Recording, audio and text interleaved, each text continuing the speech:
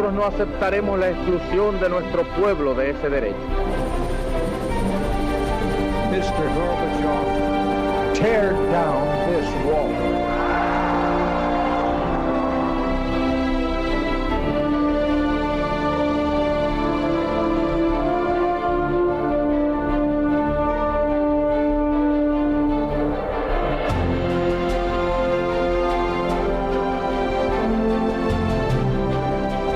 Buenas noches, señoras, caballeros.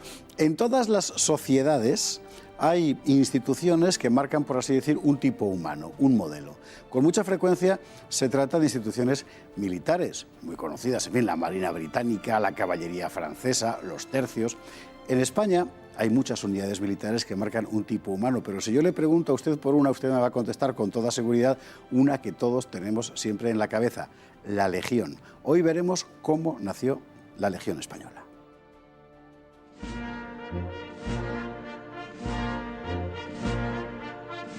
El 20 de septiembre de 1920 nacía la Legión Española, uno de los cuerpos más afamados de nuestras Fuerzas Armadas. España andaba enredada en la Guerra de Marruecos, un conflicto colonial que estaba costando mucha sangre y muchas lágrimas. La resistencia de las tribus montañesas del Rif se había convertido en una sangría constante. Las tropas españolas, formadas fundamentalmente por soldados de reemplazo, no tenían ni la formación militar ni la moral de combate precisas para enfrentarse a ese enemigo. Por eso, al teniente coronel Millán Astray se le ocurrió crear una unidad militar sobre el modelo de la Legión extranjera francesa que pudiera estar a la altura del desafío. Millán Astray era entonces un oficial de 40 años que desde los 17 en la Guerra de Filipinas se había distinguido como héroe de guerra. Su idea fue bien recibida por el gobierno y por el propio rey Alfonso XIII. El 28 de enero de 1920, el ministro de la Guerra, general José Villalba Riquelme, uno de los mayores renovadores del ejército español, firmaba la prescriptiva orden. Millán Astray escogió como segundo jefe a un joven oficial de brillante carrera, curtido en África y famoso por su imperturbable eficacia, Francisco Franco. La unidad nacía con el nombre de Tercio de Extranjeros. Cualquier ciudadano español o extranjero podría alistarse. Nadie le preguntaría quién era ni de dónde venía. No había más requisito que estar sano y fuerte y ser apto para empuñar las armas. Millán Astray dotó al nuevo cuerpo de una singular mística inspirada tanto en los viejos tercios españoles como en el bushido japonés, el código de honor de los samurái, que él mismo tradujo. El 20 de septiembre de 1920 se alistaba el primer legionario, Marcelo Villeval Gaitán, de Ceuta, que más tarde moriría en combate en Alucemas con el empleo de brigada. Esa fecha del alistamiento del primer legionario es tradicionalmente considerada como la fundación efectiva del tercio. Después llegó la primera expedición, 200 hombres enrolados en Barcelona. Enseguida creció la fama de los novios de la muerte como una unidad militar de excepcional arrojo. Desde entonces, la Legión ha estado presente en todos los conflictos bélicos de la historia moderna y en todas las misiones exteriores de nuestras Fuerzas Armadas. Hoy, con cerca de un siglo sobre sus chapirís, es sin duda uno de los cuerpos más queridos por la sociedad española. Y si alguien conoce bien a la Legión, porque ha hecho un libro sobre su historia, es don Luis Togores. ¿Qué tal? Muy buenas. ¿Qué tal el verano? El verano, pues relativamente bien. En fin, la Legión. Es interesante cómo un cuerpo puede definir un todo, ¿verdad? Y en este caso concreto, la Legión, preguntes a quien preguntes, y mira que hay unidades, en fin, importantes y consoleras en el ejército español, la Legión, por así decir, lo encarna todo. Bueno, Millán Astray era un rey de la comunicación. Muchas veces no nos acordamos de él, pero aparte de haber creado la Legión, es que crea Radio Nacional de España y es el potenciador del mito franco caudillo para ganar la guerra. Era lo que digamos hoy un rey del marketing, la publicidad. Y él, desde el momento que crea la Legión, él ya tiene clarísimo que la Legión no solamente tiene que ser una unidad de una eficiencia militar total, sino que él quiere la proyección, digamos, a nivel nacional e internacional de la Legión. Y lo logra, y fruto de esas características especiales, ese estilo, esa forma de afrontar los gritos, los espíritus, la música, pues la Legión se ha convertido en la unidad, como has dicho, más popular del ejército español. Los espíritus son, por así decir, las letanías del credo legionario. que es un código de honor, pero es un código de honor, por una parte, que recoge el espíritu castrense europeo tradicional típico y que además deliberadamente quiere entroncar con ese ejército vago al hielo y al calor que cantaba Calderón, ¿no? Con los tercios. Sí, él era, vamos a ver, todo el mundo dice que los militares de esa época son una gente muy burros y todo lo contrario, eran gente bastante ilustrada, bastante leída y mucho más que la mayoría de los españoles. Y él precisamente conoce muy bien los tercios de Flandes y coge esas rodomontadas, ese estilo especial que tienen los tercios y lo proyecta no solamente en el estilo, sino también incluso en los tambores, las cornetas, las manoplias, todo lo que rodea a la Legión. Y luego hace otra cosa muy importante, y es que la Legión se convierte, yo creo que tiene dos virtudes. Uno, una manera de redimir a gente que no tenía cabida en la sociedad, ya fuese porque fuesen soldados profesionales y no entraban en la vida civil, gente porque se les había roto la vida por mal de amores o un problema económico, o gente sencillamente que no se podía desarrollar pues porque eran menesterosos, delincuentes, etcétera, y la Legión les da esa salida. Y luego hace una cosa muy importante, que es, como dice Millán Astray, un legionario vale por dos: el legionario que va a luchar y el joven español que se puede quedar en su casa porque el legionario va en su lugar. Exactamente, hay que ponerse en el contexto. En 1920 es un momento en el que la guerra de Marruecos está demostrando ser una carnicería absoluta. Las tropas que van allá tienen una preparación militar sencillamente nula. El ejército español en aquel momento, a pesar de los hechos heroicos que además tú mismo aquí has contado, objetivamente es una máquina que no funciona, que se atasca permanentemente. Y España está siendo incapaz de ganar aquella guerra. Se habían creado ya una unidad que podía, digamos, teóricamente suplir esas necesidades, que eran los regulares. Claro. Pero eran soldados nativos que en algunos casos se cambiaban de bando. Entonces hacía falta un soldado, vamos a llamarle blanco, occidental, que fuese fiable, y ese soldado tenía que ser el legionario. La apertura de las banderas a absolutamente todo el mundo crea, lógicamente, la imagen de que aquello es un depósito de criminales.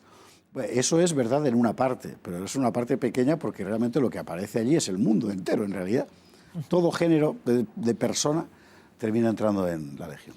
Hombre, Millán Astray le da una carga romántica enorme, muy también de la época, ese romanticismo es muy típico de los años 20. Pero es verdad que van delincuentes, pero luego van notarios que su novia les ha abandonado, oficiales extranjeros y soldados profesionales que se encuentran ahí, algunos nobles rusos que la revolución los ha dejado. Entonces es un poco un crisol, como tú muy bien has dicho, de la Europa de la época, ¿no? Viene algún japonés, por ejemplo, vienen muchos cubanos, por ejemplo, que quieren vivir una vida de aventura. Hoy día, claro, la vida de aventura es hacer puenting, pero en aquella época la aventura de verdad era irse a la Legión. En términos estrictamente militares, ¿aporta algo específico como forma de combatir la Legión?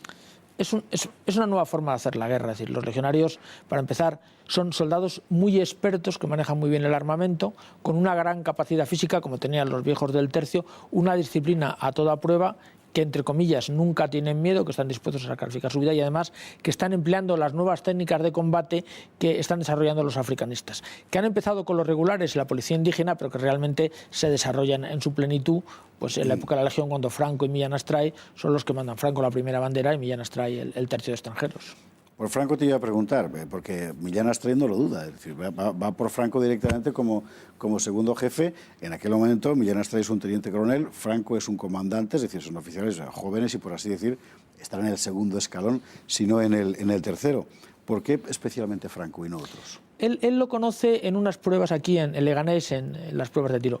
Y Franco ya es un oficial de muchísimo prestigio. Piensa que es un tío que no llega a los 30 años y ya es comandante, con un montón de condecoraciones y experiencia de combate, estando en regulares, etc. Entonces, él ve, en cierta forma, la figura que, digamos, en cierta forma se acopla perfectamente al proyecto que él tiene. Y Franco, es que siempre se dice, pero Franco es un gran soldado, es un soldado de extraordinario prestigio. Vamos a ver, y aunque ahora nos quieran decir que ganó la guerra civil de casualidad, la ganó porque era el mejor soldado que en aquel momento había en el campo de batalla de España, y todo eso lo había aprendido en la guerra de Marruecos, ¿no? Sobre todo lo que demuestra es que es un logístico fuera de lo común, Franco, porque la verdad es que la infraestructura que crea en torno al campamento legionario realmente es una ciudad. Y más cosas, es un gran táctico, es un hombre absolutamente frío, es un hombre que digamos que en combate no pierde los papeles, se hace querer por los hombres, a pesar de que era un hombre bastante seco. Es decir, bueno, yo creo que es un soldado bastante completo, sobre la base de que es realmente hoy día diríamos que es un chaval, porque tiene... No sé si sí, la verdad que sí, efectivamente. Hoy día un tío de 20 y tantos años nos parece un niño, claro. Pero entonces era un comandante en combate con grandísima experiencia. Bautismo de fuego de la Legión. Sabes que la Legión entra en bautismo de fuego, pero no quieren que combate, porque una cosa es la parafernalia que crea Millán Astray y otra cosa que dicen, bueno, y a ver estos señores cuando entren en combate... Eso te iba a preguntar después, sí, efectivamente. La primera vez que entra en combate de verdad y que es felicitada, curiosamente, son felicitados los legionarios del Hacho. El Hacho son los legionarios que están arrestados y que iban a la cárcel del Hacho y que cuando la Legión combatía los llevaban sin armas, con picos y palas, para ayudar como parte del arresto. Y la primera vez que la Legión es felicitada es precisamente porque los del Hacho, en un combate muy duro, cogen las armas de los muertos y dan el do de pecho legionario. Es la primera vez. Pero yo creo que la primera vez realmente que podemos decir que la Legión salta a la historia es la salvación de Melilla. Es efectivamente, después de Anual.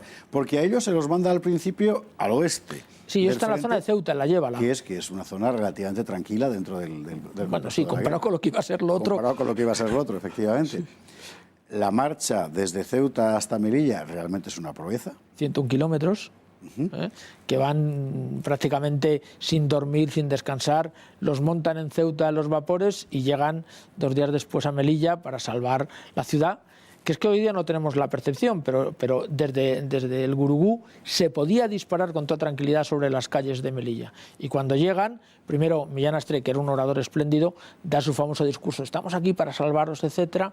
Luego se producen los cantos legionarios y cuando los legionarios bajan, que claro, están hechos una mierda, porque han hecho 101 kilómetros de marcha, van todos sucios, y Franco reseña en su libro Diario de una bandera, mira, estos son los que nos van a salvar, mira qué sucios y qué peludos vas, huelen a guerra, ellos nos van a salvar. Y de hecho, bueno, pues la Legión va a ser una de las piezas fundamentales para la salvación de Melilla. Se convierte en la columna vertebral junto con los regulares de la Guerra de África. ¿En qué medida es decisivo?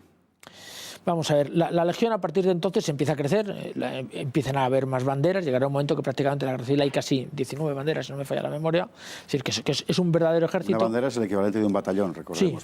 Sí, es un batallón de aquella época, porque no como ahora, era un montón de tíos, algunas veces casi 2000, y entonces realmente llevan todas las vanguardias y toda la dureza de las operaciones junto con los regulares y la policía indígena.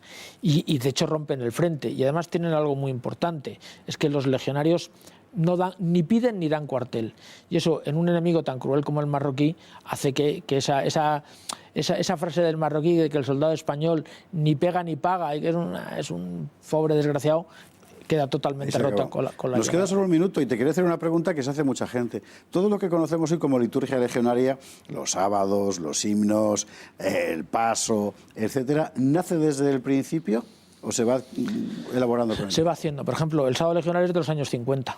Lo crea el general, entonces coronel Serrano Montaner. Es decir, la Legión ha ido construyendo su propia historia como todas las unidades. Es decir, ha ido incorporando cosas y que forman parte de la historia. Evidentemente, cuando alguien nace tiene poco que contar, aunque Millán Astray, ya lo cuenta en su libro La Legión, le dota de muchas cosas. Pero la Legión sí ha ido construyendo su propio mito, que más le va bien. Desde luego que sí, ya lo creo que sí.